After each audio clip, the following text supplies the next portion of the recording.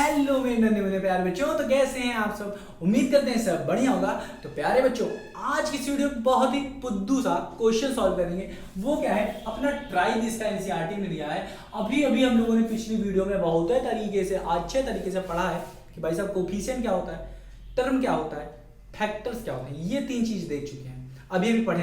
नहीं तो उसके पहली वीडियो में ही सब पढ़ डाला था, सब नहीं, थोड़ा सा ही पढ़ा था, ज्यादा नहीं। तो अगर उसको देख के आओगे तब भी इसको चल बेड़ा एकदम अच्छे सॉल्व कर लोगे, समझो। तो देखो क्या कह रहा है, आइडेंटिफाई द कोफिशिएंट। इसको पढ़ चुके हैं हम लोग पिछली वीडियो में, ठीक है। तो उसको देख लेना, अगर नहीं पता है इसका मतलब क्या होता है अभी बता देते हैं। Coefficient of each term in the expression. करें चलो करते हैं। जब अब देखो टर्म क्या होता है, इसका मतलब समझो। जब भी आपको कोई भी वैल्यू मल्टीप्लिकेशन में, सिर्फ मल्टीप्लिकेशन दे, इसका मतलब क्या हो रहा है, इसका एक्स स्क्वायर वाई स्क्वायर का मतलब क्या है, एक्स स्क्वायर वाई स्क्वायर का मतलब क्या है, ध्यान से दो। X into y into z ही तो है, इंटू वाई ही तो है। तो सारे टर्म के सारे नंबर क्या है, यहाँ पे जो सारे वेरिएबल क्या है, मल्टीप्लाई में लिखे हैं। जब सब मल्टीप्लाई में लिखे हुए हैं तो इसको कहोगे सिर्फ एक ही टर्म है, एक टर्म, वन टर्म। यहाँ पे देखो ये भी क्या है, सब मल्टीप्लाई में, तो ये भी क्या है, एक टर्म। ये भी क्या है, सब मल्टीप्लाई में, एक ही टर्म। माइनस के बाद ये सिर्फ एक आ रहा है, इसे कांस्टेंट कहते हैं। तो कांस्टेंट भी एक टर्म होता है। तो कितने टर्म हो गए बता दो पहले मुझे। 1 2 3 4 क्या हो गए, 4 टर्म हो गए, ठीक। टर्म तो 4, नंबर ऑफ टर्म्स कितने हैं, 4। तो यहाँ पे एक चीज हम लोगों ने समझ ली, टर्म समझा कि टर्म क्या होता है। कह रहा है coefficient of each term in the expression. तो कितने टर्म है, एक ये समझा। अब हमें बताना है हर टर्म में अपना कोफिशिएंट क्या है। कोफिशिएंट अब समझते हैं भाई साहब,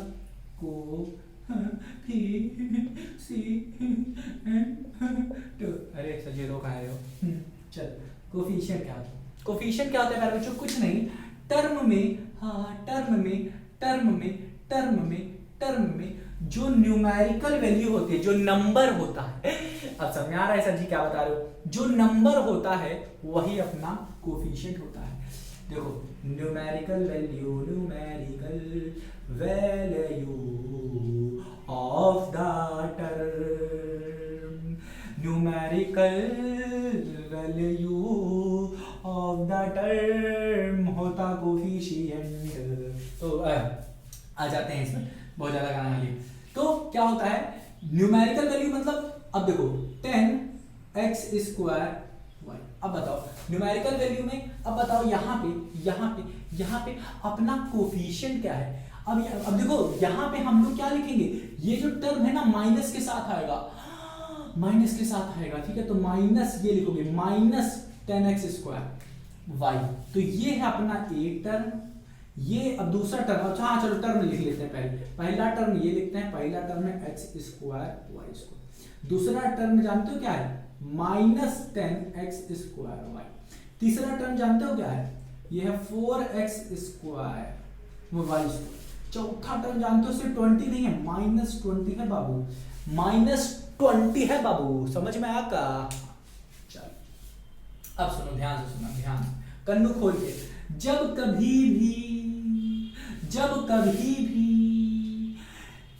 टर्म के साथ कोई भी नंबर नहीं लिखा रहा, देखो हम यहाँ पे एक चीज बता देते हैं, कोफिशिएंट जैसे 3xyz ये लिखा है, तो इस टर्म में जो नंबर लिखा होता है, यहाँ पे नंबर लिखा होता है पहले, उसी को ही हम लोग कोफिशिएंट कहते हैं। कोफिशिएंट जरूरी नहीं है पहले ही हो, यहाँ पे अगर इंटू 2 होता तो क्या करते, इस 2 को पहले मल्टीप्लाई करते इससे, फिर लिख देते इसे 6, तो कोफिशिएंट हो जाता है 6 अपना, ठीक है। तो न्यूमेरिकल वैल्यू को, सारी न्यूमेरिकल वैल्यू को मल्टीप्लाई करने के बाद जो नंबर मिलेगा वही हमारा क्या होगा, कोफिशिएंट।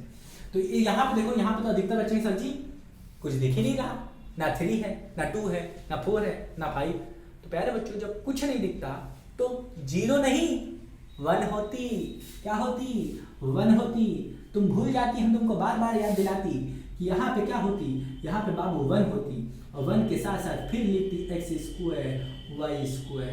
तो हमारे पास कोफिशिएंट क्या होती, सिर्फ 1 होती, तो इसको हटाती। ये है अपना कोफिशिएंट है, यहाँ पे अपना टर्म है, कितना है, टर्म है।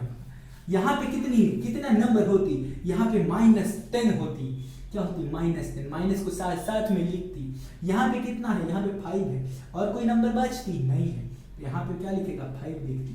तो यहाँ पे क्या है -20 खुद में ही एक कांस्टेंट कोफिशिएंट कांस्टेंट नंबर, तो क्या हो गया -20। समझ में आया क्या? समझ में आया क्या? समझ में आया क्या? उम्मीद करता हूँ यार बच्चों बहुत अच्छे तरीके से आपको आ गया होगा, ये ट्राई भी समझ में आ गया होगा। अब अगली वीडियो में हम लोग देखने वाले हैं एक बहुत ही नन्ही से मुन्नी से बहुत ही अच्छी प्यारी सी चीज़ देखने वाली हैं, और उसका नाम है बाइनोमियल और ट्राइनोमियल। उसको मैं यहाँ पे थोड़ा सा और बता देता हूँ क्या है वो एक्चुअली। वो नंबर ऑफ टर्म्स बताता है बस, और कुछ नहीं। वो क्या बताता है, नंबर ऑफ टर्म्स, मतलब अगर एक टर्म है, एक टर्म एक इक्वेशन में, एक्सप्रेशन में एक टर्म है तो उसे हम लोग मोनोमियल कहते हैं। दो टर्म है एक्सप्रेशन में तो उसे कहते हैं बाइनोमियल कहते हैं। और अगर 3 एक्सप्रेशन है मतलब टर्म है तो उसे ट्राइनोमियल कहते हैं। एग्जाम्पल दे देते हैं यहाँ पे, जैसे मोनोमियल होता है x या फिर 3xy या 3xyz। तो एक ही है टर्म तो हुआ अपना सिर्फ मोनोमियल। अब यहाँ पे दो टर्म क्या हो जाएंगे, 3x + 1 एक टर्म दो टर्म हो, 3xy + 2 तो ये दो टर्म हो गए। अब यहाँ पे ट्राइनोमियल में x + y + z तो 3 टर्म हो गए, ठीक है, 1 2 3। यहाँ पे x 3x + 3xy + z तो ये भी क्या हो गया, 3 टर्म हो गए।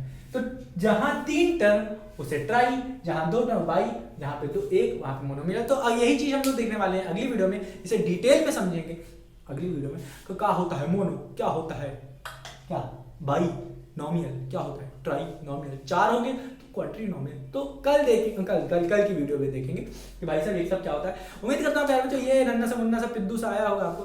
मिलते हैं नन्हे मुन्ने प्यारे बच्चों अपनी अगली वीडियो में, तब तक अपना ख्याल रखना और रिवाइज करना मत भूलना।